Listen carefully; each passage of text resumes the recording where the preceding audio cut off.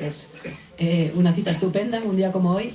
Muchas gracias a todos los asistentes. Yo, nada, en nombre de Alianza, pues estoy feliz, como siempre, de venir a hablar de un libro, en este caso de un libro, de una exposición y de también otro libro en Alberti, y más en un día como hoy. Así que, lo primero, muchísimas gracias a la librería. Estamos con Millán Rivas, el autor de Paisaje Nacional, y con Andrés Patiño y Ana Amado, que son los comisarios de la maravillosa exposición que cierra mañana. Tienen exactamente 24 horas para verla, en Madrid, sobre los pueblos de colonización. Está en el ICO, ¿no? Ahora decimos la dirección. Y por tanto vamos a hablar del libro, pero vamos a hablar también del paisaje, de un libro de Paisaje Nacional, que es el paisaje de esos pueblos de colonización, de los que yo, por lo menos, hasta que leí esta maravillosa novela de Millán Rivas, sabía muy poquito. Me sonaba lejanamente de una historia bastante reciente en España, pero que yo creo que no conocemos bien. Son el escenario, o uno de los escenarios de la novela Paisaje Nacional, que apareció en marzo, se publicó en Alianza.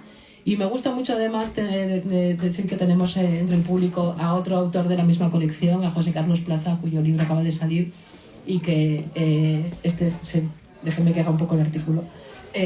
Ha salido el jueves. Son las memorias profesionales de José Carlos Plaza, una vida dedicada al teatro como director de escena. Y como Millanes también tiene formación teatral, pues bueno, me parece que en la colección confluyen como dos experiencias muy diversas generacionalmente del teatro, pero también para Alianza pues es un orgullo y una alegría tener aquí esos hilos que se tienden entre los libros, ¿no? que nunca se acaban de desentrañar del todo. Así que muchísimas gracias, Ana y Andrés, por acompañarnos. La verdad es que ha sido como una de esas conjunciones cósmicas, ¿no? Que a la vez que se publicaba Paisaje Nacional estuviera esta exposición en la sala del ICO sobre los pueblos de colonización. Y creo que, bueno, que vosotros tenéis que contar la historia y no sé quién quiere empezar por parte de... Pues venga, Ana, te paso la palabra. Bueno, muchísimas gracias por vuestra invitación, de verdad. Es un honor, un placer compartir esta mesa con todos vosotros, todas vosotras, con Millanes, que yo he tenido también el gustazo hace poco de coincidir en la tele, que hemos estado en el programa La Hora Cultural con Juan Antonio Gárate, precisamente. Y la verdad es que fue un encuentro bien interesante, ¿no? Y las preguntas también que lanzó él, no sé, fue estupendo, ¿no?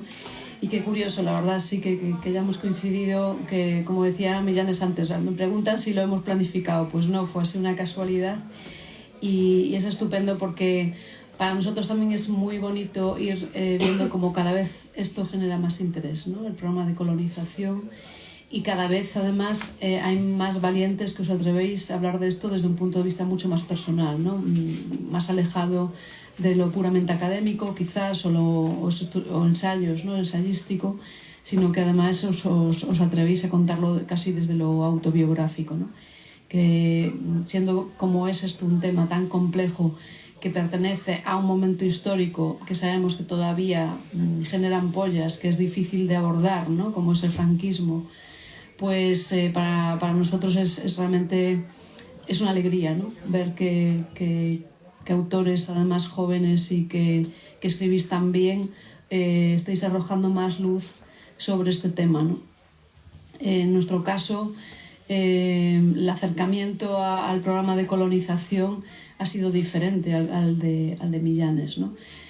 Antes comentábamos que estaría bien pues, que hablemos muy brevemente, antes de que tú comentes ya otro tipo de cuestiones, qué es esto del programa de colonización, porque una de las cosas que además que mencionas tú es que es bastante desconocido, ¿no?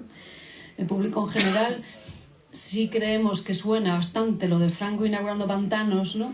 Eso creo que ha quedado bastante en el imaginario colectivo, pero no tantas personas conocen que asociadas a esta política hidráulica integral en el territorio, pues se construyeron cerca de 300 pueblos, ¿no?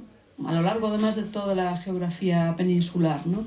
Exceptuando Asturias, Cantabria y País Vasco, tenemos pueblos de colonización en todas las comunidades, ¿no? ¿Y por qué se construyeron estos pueblos de colonización? Porque, bueno, a grandes rasgos, para resumir, pues después de la guerra civil, pues Franco decidió promover la agricultura, ¿no? Con la industria devastada después de aquellos momentos tremendos, ¿no? de la historia, pues se promovió, gracias a esta política hidráulica, la creación de nuevos regadíos, ¿no? de nuevas tierras productivas. Y claro, para trabajar tantas nuevas tierras de labor se necesitó mucha mano de obra, ¿no? De ahí la creación de estos casi 300 pueblos nuevos que acogerían pues a familias de colonos.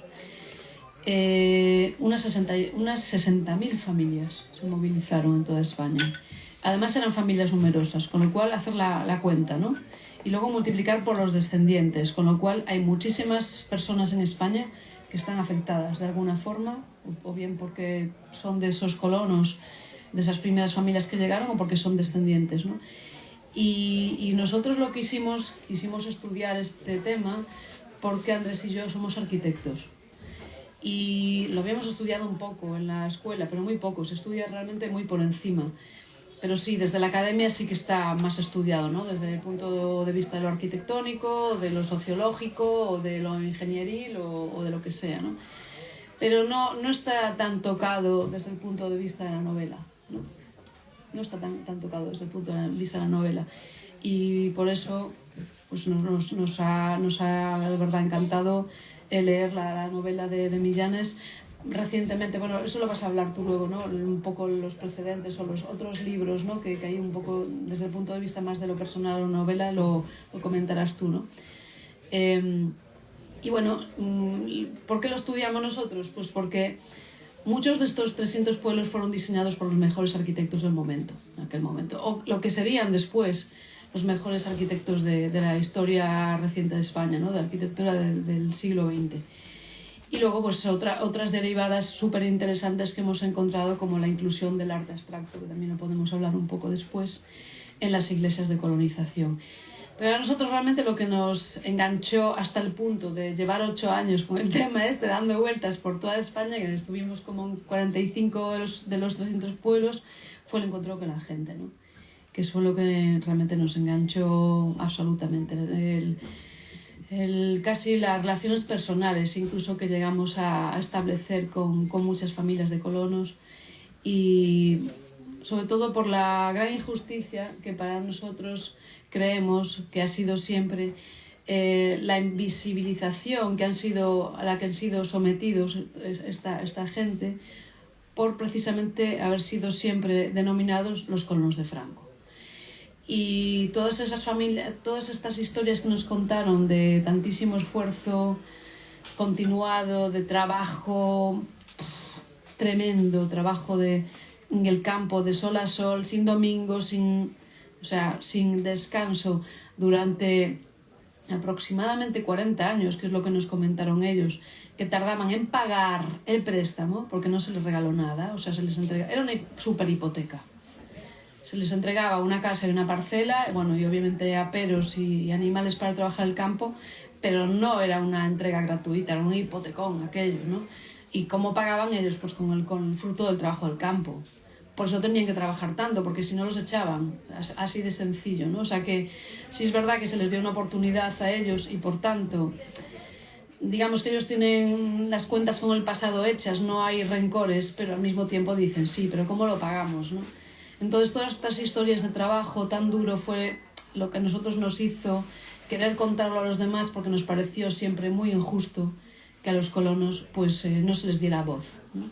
Entonces eso es un poco a grandes rasgos lo que significó, a muy grandes rasgos, la colonización, el programa de colonización en España, y lo que significó para nosotros. Pero como venimos a hablar del libro de Millanes, voy a callarme ya y le voy a pasar a él el micro, y luego a Andrés también, por supuesto. Bueno, muchas gracias. Y gracias, Ana, por hacernos un poco mapeo, y gracias a las personas que estáis aquí hoy, porque aparte me gustan mucho estos momentos, sobre todo cuando estás escribiendo el libro. Le dedico mucho tiempo en solitario, y por lo que tiene que ver, al menos por mi manera de escribir, paso mucho tiempo a solas. Entonces es muy gratificante cuando luego de repente pues puede generar conversación, ¿no? Que eso es algo que además también pasa en las exposición que habéis montado y me parece súper interesante.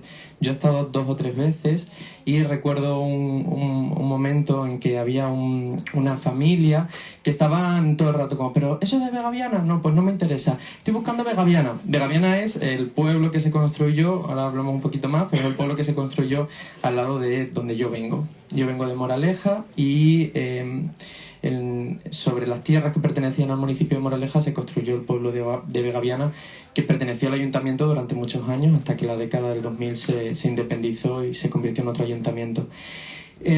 Y cuando me encontré esto en la exposición de Andrés y de Ana, me acerqué a esta gente, a esta familia, y pudimos hablar un poco.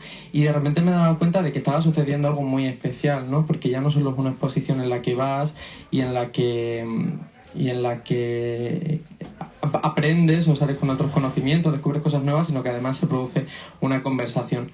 Y me parece muy interesante cuando nuestros artefactos sirven también un poco para eso. Y eso es algo que con la novela mía también he ido notando, por lo menos lo que tiene que ver con el entorno más personal y más familiar. Es una novela que aborda los silencios históricos y silencios familiares, y se cuestiona de qué manera, ¿no? se pueden abordar. Y me doy cuenta de que desde en estos días, en estas semanas en el que el libro ha aparecido, de repente también en mi familia ha empezado a haber conversaciones que antes no había, y ha empezado a haber historias, ha empezado a resurgir cosas nuevas, como que de alguna manera ha venido a dar un servicio, ¿no? Desde el propio lugar del que parte. Entonces, en ese sentido, pues estoy muy feliz con esa acogida más cercana que ha tenido. El tema del relato, además, es una cosa que me parece relevante. Quiero leer una cosa muy breve. Iba a decir un párrafo, pero no es un párrafo porque el libro entero es un párrafo, entonces no acabaríamos, pero es media página únicamente. Y esto tiene que ver la manera, fue una especie de anagnórisis mía en la que me di cuenta que de repente el lugar del que yo venía tenía una historia, que era algo que durante yo mucho tiempo había pensado que no la había, ¿no? Cámbialo. Millanes, cambia ese, sí. Durante mucho tiempo pensaba que no podía abordar el relato familiar porque no había algo particular que contar, ¿no? A veces, sin embargo, volví a pensar en el Álamo, aunque nunca antes te haya hablado de ese lugar. Pensaba en el Álamo igual que en tantos otros pueblos de colonización, porque durante mucho tiempo he querido escribir una historia sobre aquellos lugares. Mis abuelas fueron colonas, mis abuelos fueron colonos. Todas nosotras somos hijas de los planes de regadío, porque de los planes de regadío surgieron nuestras casas.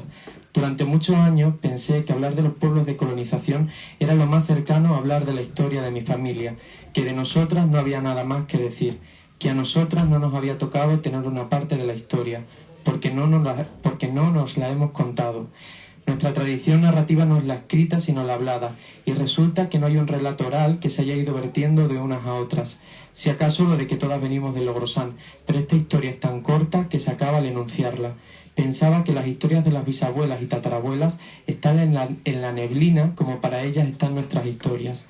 Hemos perdido los nombres, no nos han llegado los rostros.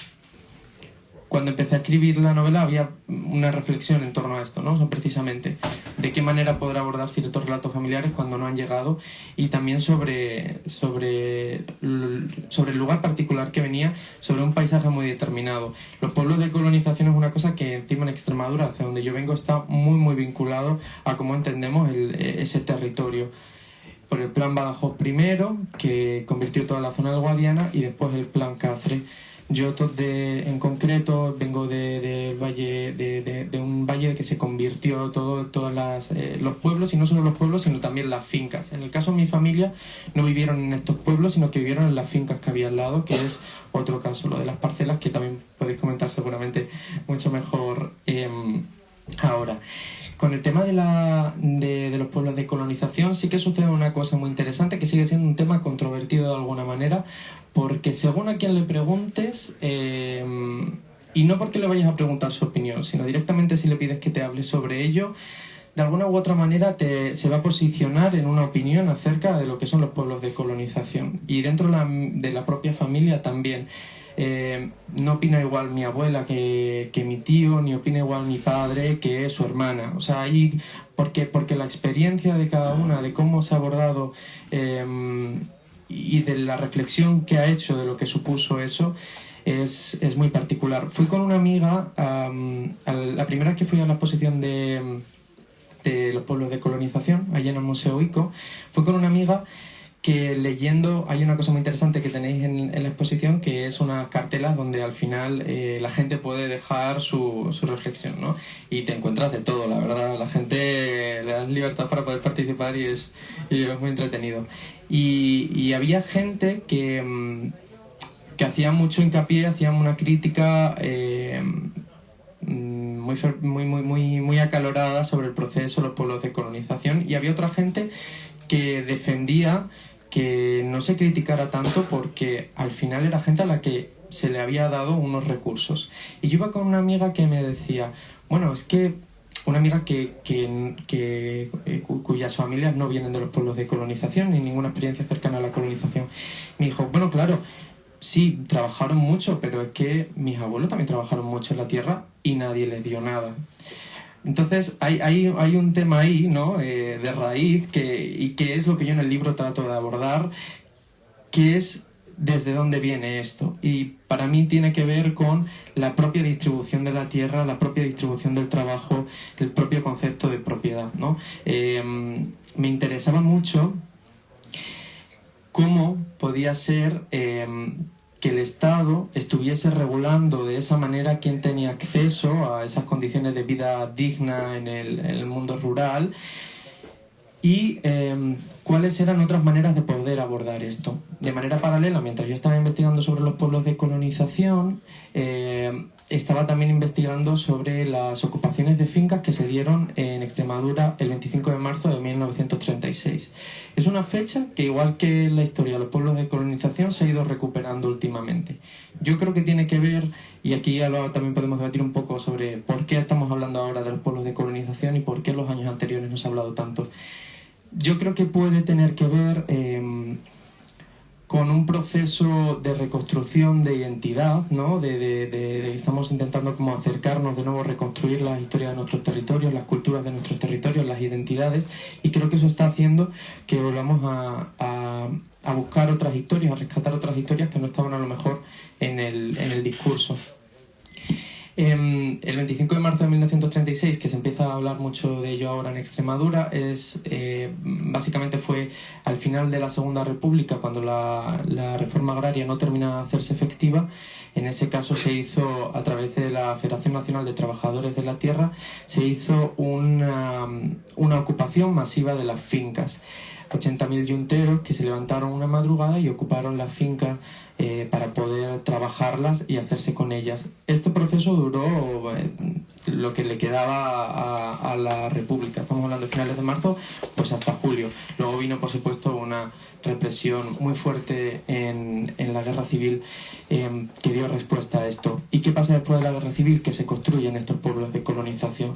De alguna manera la guerra sirvió como bisagra de dos modelos de distribución de la tierra y esa combinación entre la historia de mi bisabuelo, que era represaliado en la guerra, una persona de la cual no se ha hablado en la familia, pero cuando pude acercarme a los archivos y descubrir que su historia estaba en los documentos, y de manera paralela a esta búsqueda del relato familiar a través de los pueblos de colonización y darme cuenta de que también tenía una relevancia, pues me di cuenta de que en ese momento pues ya teníamos la novela, ¿no? Estábamos hablando un poco de lo mismo y cómo abordar esto desde la contemporaneidad. Y se hace de muchas maneras. Yo no he viajado por tantos pueblos como Ana y Andrés, y en el libro además se cuenta, porque lo que más he hecho ha sido Google Maps. Me he recorrido todos los pueblos por Google Maps y ha sido mi herramienta para poder... Claro. No, porque además en el libro parte de unos personajes. El libro propone un viaje en carretera, un road trip, pero son unos personajes que tienen un trauma familiar, uno de tantos, pero uno de sus traumas familiares es la propia carretera, ¿no? Unos accidentes de coches que ha ido que ha ido educando a esta familia en el terror a la carretera. Y es una novela que trata de abordar ese viaje en carretera precisamente desde la quietud, ¿no? Igual que intenta abordar el silencio desde esa retahíla que es el propio texto, que es un texto que no calla nunca. Entonces, sí que por recoger un poco esta introducción, lo primero que le comentaba a Ana y Andrés era poder hablar de cuáles eran nuestras experiencias de acercamiento a los pueblos de colonización. Y es curioso que realmente, en mi caso, hay un momento en el que te das cuenta de que ese lugar que habitas es un lugar particular, ¿no? Porque siempre hemos sabido que Vegaviana, que es el lugar donde yo soy, al lado donde yo soy, y que es el lugar quizá más de los más emblemáticos, sino el que más a la hora de pensar en los pueblos de colonización, siempre decíamos, es que Vegaviana tiene muchos premios de arquitectura, y veíamos las fotografías de Kindle, que es el fotógrafo que mejor retrató los pueblos de colonización y que ha educado mucho esa mirada, y eso todo venía estando en ese bagaje del lugar al que venimos, y sobre todo porque viene gente de fuera y estudia el pueblo y están ahí y se hacen cosas, ¿no? Pero no tengo tan claro que incluso dentro se haya podido explicar de dónde viene, ¿no? Esto de los pueblos de colonización, o que se haya podido hacer una reflexión como la que estamos haciendo ahora. Voy a dar pie a Andrés para que nos cuente un poco más. Sobre todo me gustaría intentar pensar en conjunto por qué los pueblos de colonización es un tema que últimamente ha empezado a llamar tanto la atención, y aquí estamos escuchando y hablando sobre ello, y por qué durante tantos años no había sido parte del discurso público. Una pregunta fácil. Bueno, muchas gracias, soy Janés. A ver, bueno, sobre estos asuntos de colonización, como bien ha dicho Ana y Janés también, hay una complejidad mucho mayor de la que habitualmente se supuso, ¿no? Hoy en día pues estamos asistiendo pues a una, digamos, búsqueda de otro país. El libro de Sergio Molino, de La España vacía, pues habla un poco sobre ese otro país que también existe, que se ha soslayado históricamente en España por los diferentes gobiernos, y porque se ha preconizado siempre una España urbana, cuando la inmensa mayoría de este país pues pertenece a ámbitos rurales, ¿no? Uno de los motivos de la postergación de la colonización, además de la pertenencia a esa España franquista, con esos baldones que señalaba antes Ana, es también que pertenece a un ámbito rural, a lo rural. Y lo rural no ha sido nunca principal en España, ¿no?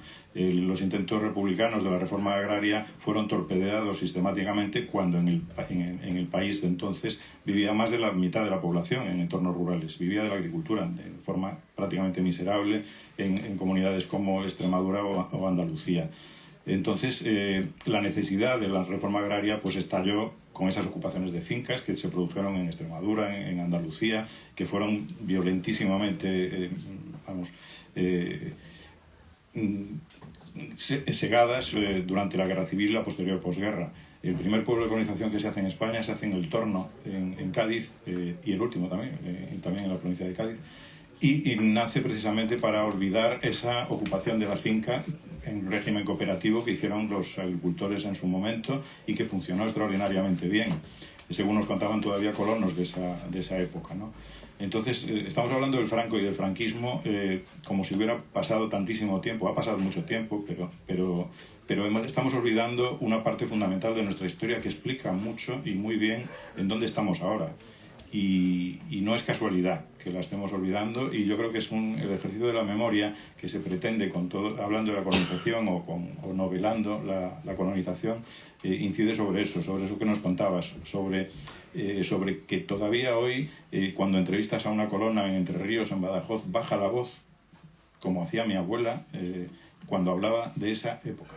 O sea, baja la voz porque el sistema que se propuso era un sistema basado en el miedo y en el control obsesivo de todo, pero especialmente de estas gentes, los colonos, que eran peones del Estado, como se referían. Y es verdad que trabajaron los agricultores, los labradores, trabajaron tanto como los colonos, claro. Lo que pasa es que los colonos tuvieron que hacer productivas tierras que eran las peores tierras, tierras en exceso, que se llama como las conocía la ley de franquista de expropiación, que tuvieron y que tardaban como 5 años en hacerlas productivas. Esos 5 años ellos tenían que cubrir sus cupos ante el instituto, cupos productivos, que no podían. Entonces se generó entre ellos una solidaridad y unos lazos que construyeron también estos pueblos, ¿no?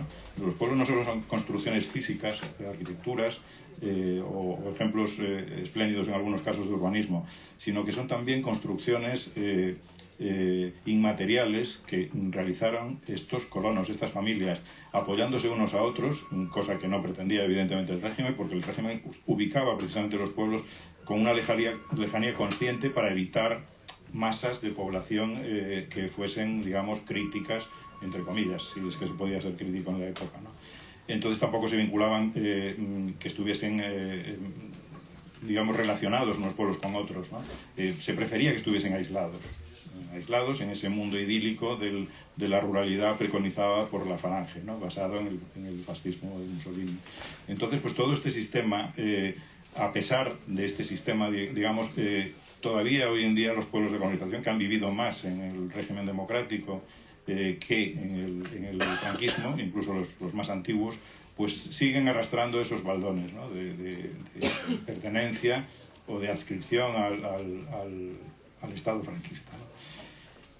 A diferencia de Italia, por ejemplo, nosotros hemos estado también en el Agropontino italiano, en el sur de Roma, que es la experiencia piloto que tuvo tanto éxito internacional que fue replicada en la España de Franco. Mussolini colonizó el Agropontino con la Bonifica Integrale y una zona que era, desde la época de los Césares, era una zona de paludismo, de malaria. Consiguió drenarla hacia el Tirreno y construir una serie de ciudades de città di fondazione, que son las grandes ciudades pontinas, y un sistema de pueblos, de burgos, que se replicó en España de otra manera. Allí se trajo población en Italia del norte, que se aclimató muy mal al sur romano, y en España se trajo preferentemente pues, a gentes de los alrededores.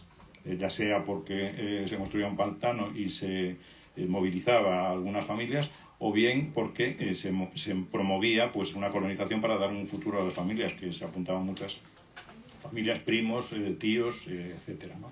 Obviamente cumpliendo los principios establecidos en las circulares del instituto que mencionas también en tu libro, Millanes. Entonces, pues era un sistema que al final condujo a unos resultados económicamente muy poco rentables, como señaló el informe del Banco Mundial del año 62, que también lo tenemos en la exposición, por cierto. Por primera vez se abrieron los archivos del Banco de España para este tipo de muestra. Y a pesar de eso, fue seguida la colonización, el programa de colonización, hasta prácticamente el final del franquismo. Duró todo el franquismo. Y en el servicio de arquitectura hubo un único director. Es una cuestión un tanto inaudita la que pasó con el instituto, ¿no? Finalmente pues, se transformó en el IDA, que posteriormente pues, cedió estas competencias a las comunidades autónomas ya en la democracia. Entonces, pues bueno, es el proceso del que estamos hablando, pues es un proceso que tiene pues un interés, yo creo que fundamental para explicar también cosas que nos están ocurriendo ahora, ¿no? Y desde luego es sujeto de novelesco, ¿no? Entiendo, porque realmente pues lo tiene casi todo. Tiene el drama, tiene el esfuerzo, tiene la solidaridad entre las familias, tiene el franquismo, ¿no? Que siempre que nos titulaban cuestiones de nuestra exposición, siempre inevitablemente aparecía Franco en el titular, ¿no? Porque los colonos de Franco, los pueblos que se inventó Franco, acabamos un poco cansados de este asunto. Pues pedían Franco free, ¿no? Bueno, sí, en algunos casos sí. Decían, no, hay que hacerlo Franco free. Claro, pues, viceversa, ¿no? ¿Cómo cuentas esto sin hablar de Franco?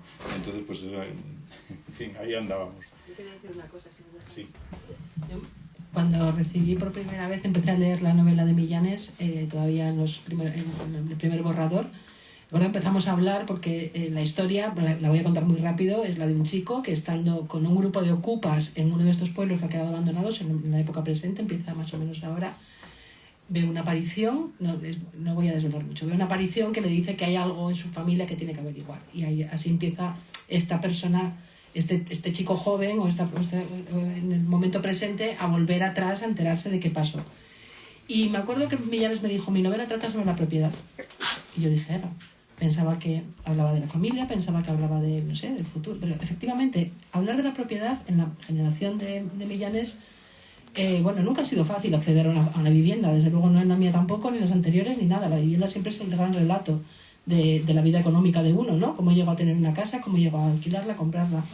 Pero este acercamiento a la propiedad, desde un ocupa de ahora hasta el colono de entonces, creo que es parte de la originalidad y del interés también que tiene Paisaje Nacional, ¿no? Me gustaría que, si quieres, Millanes, sé que tienes tus notas ya tomadas, pero el tema de que tu novela trata de la propiedad para mí es como el eje de Paisaje Nacional y creo que su originalidad y su parte personal también, ¿no?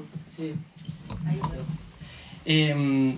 Sí, quizás se puede, sobre todo sabiéndolo, ¿no? Porque no de manera explícita. La propiedad es un tema, me parece un temazo para poder abordar en este momento. La propiedad es un tema, y si hablamos de la propiedad privada, que no está cuestionada por ningún agente social ahora mismo que tenga una cierta... no en el discurso público, ¿no? Es como a donde llegamos, ¿no? Lo mínimo que entendemos que es intocable. Entonces, poder abordar la propiedad, y es verdad que la novela no lo hace de una manera explícita, o sea que, bueno, pues sirve como nota para poder ahora leer el libro y tener en cuenta esto, porque lo atraviesa todo, lo atraviesa desde el principio en la relación y esa comunicación que hay entre el narrador y María, que es la persona a la que va dirigida este libro, esta conversación que se da a lo largo de una noche en una cena. Está en la propia familia, la pertenencia que hay de unos a los otros, pero incluso entre los que ya no están. Y hay una frase que se dice siempre que es tu muerto, como esa idea de tener que arrastrar, de tener que cargar con el muerto que te ha tocado. Y también con el propio relato familiar, a quién le pertenecen los relatos, a quién le pertenece esa tierra. La novela tiene una familia que es una familia que está... que no tienen relación entre sí por una cuestión que es la herencia. En el momento en el que muere la abuela y la herencia pasa a las hijas, se produce la ruptura en la familia. Pero esa herencia es precisamente ese lote del Instituto Nacional de Colonización que se les concedió a principios de los años 60, y esto es lo que marca a la familia. Ha sido una familia que desde peques han estado trabajando, las hijas y los hijos han estado trabajando desde el momento en que llegaron a esas tierras, la madre y el padre también, y marca completamente el carácter de la familia hasta que llega al ocaso y de repente esa propiedad que les ha configurado como una máquina de trabajo se convierte en una familia destruida por quien se queda con las 4 cosas que quedan de esa primera herencia. La propiedad es un tema que como digo, que ha estado vertebrándolo todo, y me interesaba precisamente poder pensar en otras formas de relación colectiva y comunitaria que se podía dar. Y eso está tanto en las relaciones afectivas con este grupo al principio que está habitando el Álamo, como también en la manera de abordar después desde la familia, en la comunicación que se establece entre ellos, esa idea de que no hay una comunicación y que sí que se puede empezar a construir en común, como las herramientas que se despliegan un poco a lo largo del libro. Quería unir esto un poco con lo que comentaba también Andrés, que hablaba de esta idea del callar, ¿no? Y del silencio que se produce cuando toca hablar de ciertas cosas. Claro, hay que tener en cuenta que de repente, si esta gente tenía acceso a algo, ¿no? Si te estaban dando algo y podías saber que existía la posibilidad de perderlo, que había algo peor todavía, tenías que callarte, tenías que guardar silencio, o tenías que al menos agarrarte a lo que te quedaba. Cuando la gente lee el libro, una de las cosas que más le llama la atención es el documento de los requisitos que tenías que cumplir para poder acceder a uno de estos lotes. Y yo siempre intento contrarrestarlo con cuáles son las condiciones, cuáles son los derechos que tenemos actualmente, ¿no? Los derechos de alguna manera también son garantías de silencio. Cuando sabes que hay algo que puede estar peor y que es mejor quedarse con lo que tenemos, o sea, al final el Estado también con sus derechos nos da esas ciertas garantías de silencio y por eso sí que intento como atraerlo a la situación de estos colonos. Nos llama mucho la atención que tuvieses que ser un varón, que tuvieses que tener 25 años, que tuvieses que no estar enfermo, que tuvieses que estar casado y que tener hijos, y si eran varones mejor, porque te garantizaba una continuidad. Pero al final lo que yo intento, y con otros personajes que están perfilados en esta novela, es poder entender que parte de ese aparataje que tanto nos llama la atención del franquismo sigue estando vigente de alguna manera y desde otros lugares. Y por eso digo, por ejemplo, cuestionar la propiedad es algo que se ha perdido incluso en las fuerzas de izquierda, ¿no? El poder reflexionar acerca de ello, el poder abordar un tema tan comprometido, tan urgente. Y me interesaba el hecho de poder entender, y me gusta hablar en las presentaciones, y me alegro de que Pilar la haya traído, ¿no? El poder decir que este libro habla sobre la propiedad y poder hacer una lectura con esa mirada. Voy a hablar un poco sobre el tema de literatura. 5 minutos, está bien. Vale, perfecto. Sí. Pues de todas maneras, bueno, si queréis que hablemos de algo, mejor que seguir tirando. Si tenéis alguna pregunta, algo que cuando hayáis venido decíais ahí, a ver si se habla de esto, pues podéis aprovechar y lo comentamos aquí entre... ¿Alguna pregunta al público? Yo pregunta no tengo ninguna, yo tengo un agradecimiento, muy agradecido, porque cuando preguntáis el por qué no se ha hablado, pues es tan obvia la respuesta. Hoy en día están ocultando la verdad, traéis un tema que para muchos de nosotros urbanitas es nuevo, y únicamente mi sorpresa tan agradable, tan dolorosa, de ver que hay todavía muchos campos que están ocultos con esta famosa, ¿cómo llaman? La concordia, ¿no? Leyes de la concordia que vienen ahora, una cosa así horrible, que va a tapar todo lo que es la memoria histórica, que es lo que traéis vosotros. O sea que no tengo más que palabras de agradecimiento.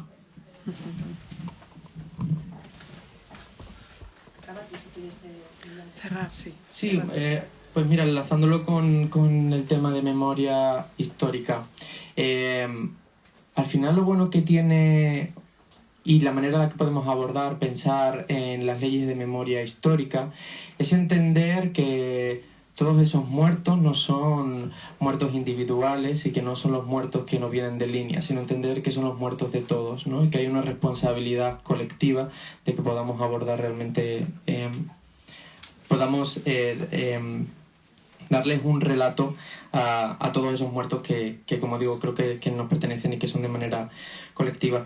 Y un poco más, sí que bueno, teníamos un tema que era hablar sobre el tema del futuro de los pueblos de colonización, si no ahora de post-Bermú podemos tirar un poco más por ahí y comentarlo.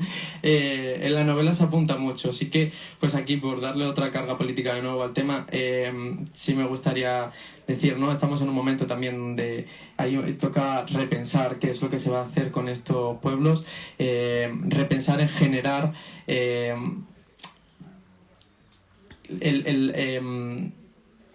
los bienes que tenemos como sociedad, ¿no? Cuál es el lugar que les vamos a dar. Todo apunta que el turismo será, hoy es lo que se está intentando, ¿no? De hacer que el turismo sea la vía de poder hacer que estos pueblos vivan. No lo quiero... no quiero perfilarlo como si es algo positivo o es algo negativo. Sí que es verdad que siento que últimamente todo tiene que atravesar por el turismo, ahora mismo es el tema, ¿no? Y creo que se nos abrirá un nuevo debate pronto, que será qué hacer con el turismo. Así que nada, pues en este libro termina de una manera y tocará empezar al otro. Muy bien.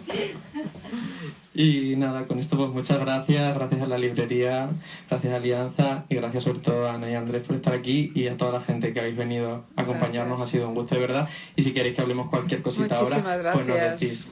Paisaje nacional, esto es lo que hay que repetir muchas veces. Vale. Millanes Rivas. Paisaje nacional, Millanes Rivas. Paisaje nacional, exactamente. Millanes Rivas. Muchas gracias. Paisaje Millanes Rivas. Y una gran exposición. Hasta mañana. Sí, hasta mañana a las 2.